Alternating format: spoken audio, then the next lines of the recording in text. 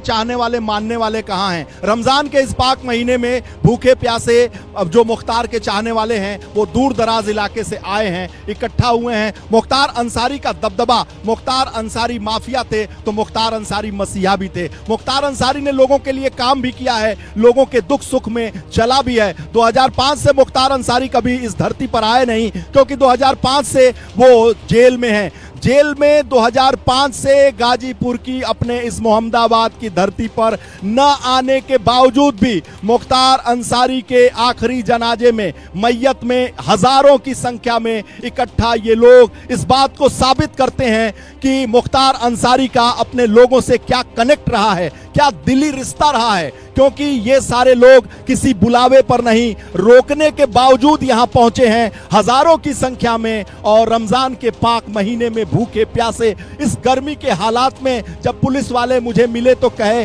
भैया पस्त हो गया हूं। तो जब वो पस्त हो गए खाने पीने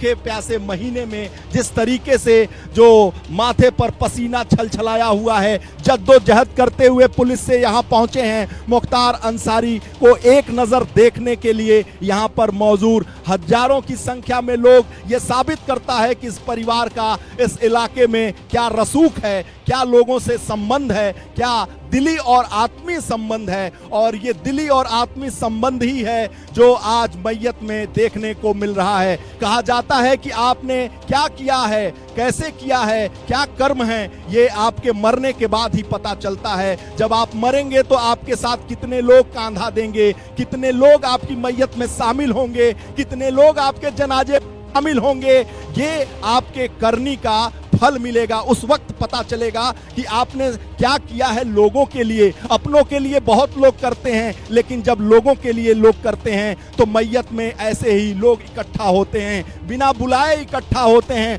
मुख्तार अंसारी का जो रसूख है, कहा जाता है कि माफिया हैं। अपराध की कोई ऐसी धारा नहीं जो मुख्तार पर चस्पा न हो, अपराध की कोई ऐसी धारा न हो जो उनकी उम्र से ज्यादा न हो। लेकिन मुख्तार अंसारी का जो दूसरा पक्ष है, उनके परिवार का जो दूसरा पक्ष है, गरीबों की लड़कियों की शादी, किसी का तेरही, किसी का इलाज, किसी का दवा, ये भी एक पक्ष है। पक्ष नहीं होता तो भारतीय जनता पार्टी मोदी योगी के इस युग में भी 0 सीट है गाजीपुर में। आजमगढ़ में 0 तो गाजीपुर में भी 0। और अफजाल अंसारी गाजीपुर से सांसद हैं, जो उनके भाई हैं, और उनका सगा भतीजा मन्नू अंसारी इसी यूसुफपुर मोहम्मदाबाद से विधायक है और बेटा मऊ से विधायक है। तो ये समाज का कनेक्ट है इस परिवार का, और ये एक ऐतिहासिक परिवार है, इससे इनकार नहीं किया जा सकता। इनके खानदान में गुलाम भारत में अखिल भारतीय राष्ट्रीय कांग्रेस के अध्यक्ष रहे जवाहरलाल नेहरू से पहले,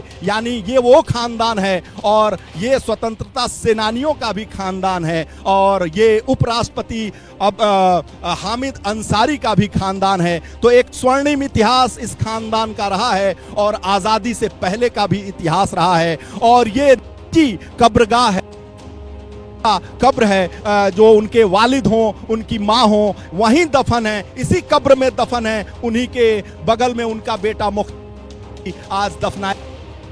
ऐसे में जिस तरीके से यहाँ हुजूम भीड़ इकट्ठा है, मैं ये देख रहा हूँ कि इस भीड़ में कोई गाजीपुर मोहम्मदाबाद के लोग नहीं, बल्कि हरियाणा, पंजाब, महाराष्ट्र, अन्य इलाकों से आए हुए लोग भी हैं जो हजारों की संख्या में पहुंचे हैं। मैं बाहर देख रहा था, यहाँ से 2 किलोमीटर की दूरी पर गाड़ियों को रोक दिया गया है। वो गाड़ियाँ कोई उड़ीसा की है, कोई पश्चिम बंगाल की है, कोई हरियाणा नंबर की गाड़ी है, कोई पंजाब नंबर की गाड़ी है, कोई दिल्ली की गाड़ी है, तो कोई यूपी के अन्य भाग